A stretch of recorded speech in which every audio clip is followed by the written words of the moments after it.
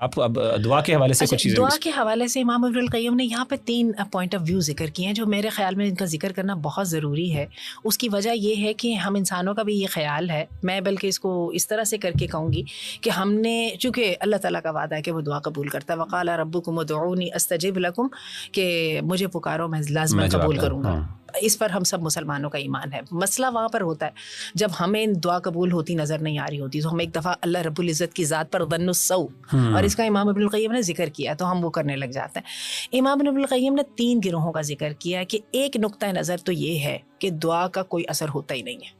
ٹھیک ہے نا, اس کو بالکل آؤٹ آف دی کوسچن کر لیں. یعنی صرف ایک سائیکولوجیکل چیز ہے, ایک سائیکولوجیکل یا کہہ لو یہ آپ کی ذات کی اپنی تسلی کے لیے ایک چیز ہے. دوسرے گروہ کے مطابق کہ چلیے اب اتنی بھی بات نہیں کہی ہے کیونکہ اللہ تعالیٰ نے اس پہ بہت ایمفسائز کیا ہے, تو ایسا کیجئے کہ دعا کی کچھ حیثیت مان لیتے ہیں لیکن یہ بس تعبدی ہے, عبادت ہے, اس کا ثواب مل جائے گا, اس کا ثواب مل جائے گا, اور کوئی اس کا جو ہے نا فضل اور جو ایبسٹریکٹ قسم کا اثر ہونا ہوگا وہ بھی ہو جائے گا. اور تیسری چیز کو جو انہوں نے ذکر کیا, انہوں نے کہا کہ بات یہ ہے, اور انہوں نے اس کو بیس کیا ہے عمر رضی اللہ عنہ کی اس بات کے اوپر کہ مجھے اس بات کی فکر نہیں ہے کہ میری دعا قبول ہوتی ہے یا نہیں, بلکہ مجھے اس بات کی فکر ہے کہ کیا مجھے دعا کی توفیق ملتی ہے کہ نہیں ملتی, کیونکہ دعا کی توفیق کا ملنے کا مطلب ہی یہ ہے کہ اللہ تعالیٰ نے مجھے یہ چیز دے دینی. اچھا, اور یہ بات کا ذکر کرنے کے بعد امام ابن القیم نے کہا ہے کہ یہ دنیا جو ہے یہ اسباب کی دنیا, یہاں پہ اللہ کا فیصلہ ہے, یہاں پہ کوئی چیز سبب کے بغیر نہیں ہو رہی. حالانکہ اللہ تعالیٰ کبھی کبھی اپنا آپ دکھا بھی دیتے ہیں, ٹھیک, لیکن اس کے باوجود وہ کہتے ہیں کہ اگر اسباب کا ذکر کرنا ہے نا تو دعا سب سے بڑا سبب ہے. اور مجھے ان کی یہ بات بہت اچھی لگی کہ سب اسباب کے اندر جو ہے نا انسان کی جو دعا ہے وہ سب سے بڑا سبب ہے. اور دعا جو ہے جیسے کہ بھی آپ نے کہا کہ اس کے, اور آپ یہ دیکھیے کہ آج کی دنیا جب ساؤنڈ ٹیکنالوجی کی بات کر رہی ہے, اس وقت سپر سونک اور سونک جو ہے نا وہ والی ہم ٹیکنالوجی کی طرف جا رہے ہیں, اور اس وقت ہم یہ سمجھ رہے ہیں. آپ یہ دیکھیے کہ یہ چیزیں جو ہیں ویوز کی دنیا میں جس میں ہم رہ رہے ہیں, جو میگنیٹک فیلڈ ہے اور یہ ساری چیز, اس کے اندر کیا ہمیں یہ چیزیں نظر نہیں آتی ہیں کہ ان چیزوں کو ہم ایک زمانے میں بالکل کچھ بھی نہیں سمجھا کرتے تھے, لیکن آج ہم سمجھ رہے ہیں کہ سب سے زیادہ جو ہے نا ان پاور جو ہے نا ان کو مسخر کرنے کے اندر پوشیدہ ہے. تو بات یہ ہے کہ ابھی تو وہ راز بہت سارے کھلنے والے ہیں, اور حقیقت یہ ہے کہ اللہ تعالیٰ کے رازوں تک انسان پہنچ نہیں سکتا. بہرحال دعا کے ساتھ پھر امام ابن القیم نے اس کے ساتھ ہی استغفار کو خاص کیا ہے, اور استغفار کی انہوں نے برکت کی طرف جو ذکر کیا ہے, انہوں نے کہا کہ جس وقت انسان جو ہے نا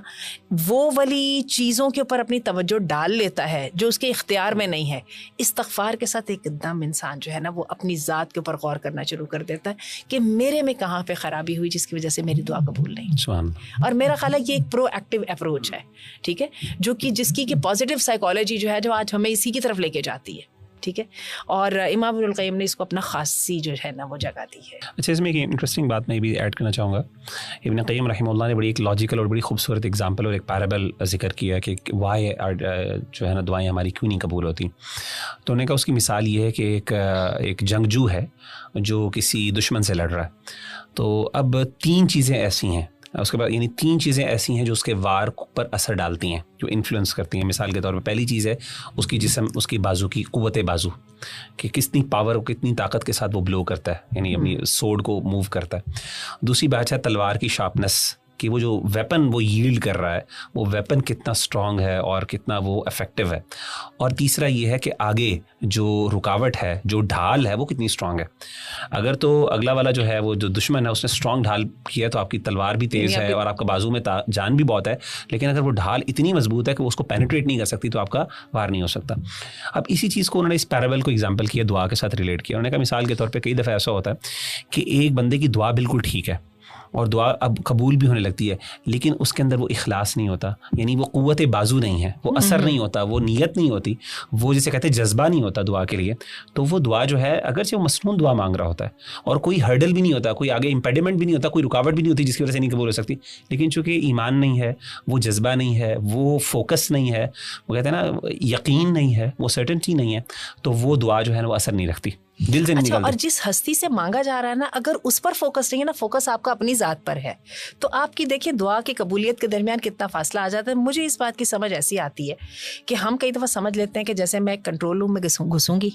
وہاں پہ ڈھیر سارے بٹن لگے ہوں گے اور میں دعا کے نام پر ایک بٹن دباؤں گی اور یہاں سے ہو جائے گا. اس کا مطلب یہ ہے کہ جو اللہ کا ارادہ, جو اللہ کا پلان ہے, وہ میں نے اللہ کی ذات سے, اللہ کے اختیار سے کھینچ کے میں نے اپنے ہاتھ میں رکھ لیا, کیونکہ کنٹرول روم میں گھسی ہوں نا, اور میں نے بٹن دبانا ہے. تو بات ہے کہ اگر آپ اس طرح سے لے کے چلنے لگو گے نا, تو یہ دوبارہ ہمیں اس بات کو سمجھ لینا چاہیے کہ یہ کائنات بھی اللہ کی ہے, اس کے اندر جو نظام چل رہا ہے وہ بھی اللہ کا ہے, اور ہم اس نظام سے کسی صورت باہر نکل نہیں سکتے ہیں. یہی وجہ ہے کہ اللہ تعالیٰ دعا کو قبول فرماتا ہے, تو اللہ رب العزت اپنے منشا اور ارادے کے مطابق قبول فرماتا ہے, اور وہ منشا اور ارادہ ہمیشہ ہی ہمارے حق میں ہوتا ہے. یہی وجہ ہے کہ جب ہم لک بیک کرتے ہیں تو جس سے بھی چاہیں آپ پوچھ لیں, ہر بندہ کہے گا آپ کو نہیں پتا میری بہت دعائیں قبول ہوئی. ایسے ہی. اچھا, دوسری چیز جیسے میں نے کہا, میں ایگزامپل کو مکمل کر لوں, تو انہوں نے کہا کہ کئی دفعہ ہوتا ہے کہ قوت بازو ہے, جان بہت ہے, لیکن وہ جو تلوار آپ یوز کر رہے ہیں نا, وہ جو ہے نا وہ تیز نہیں ہے, یعنی ویپن آپ کا اسٹرانگ نہیں ہے, وہ کمزور ہے آپ کا, وہ اتنا شارپ نہیں ہے, اس کی ایج ویک ہے مثال کے طور پہ. تو دعا کے ساتھ انہوں نے اس چیز کو اس طرح ریلیٹ کیا کہ بعض اوقات دعا اٹ سیلف جو ہے نا وہ اچھی دعا نہیں ہوتی, کیونکہ آپ کو پتہ ہے کہ جس طریقے سے دعا کے آداب ہیں, کچھ چیزیں دعا سے متعلق بھی ہیں. مثال کے طور پہ اللہ کے رسول صلی اللہ علیہ وسلم نے فرمایا کہ جب بندہ کوئی گناہ کے بارے میں دعا کرتا ہے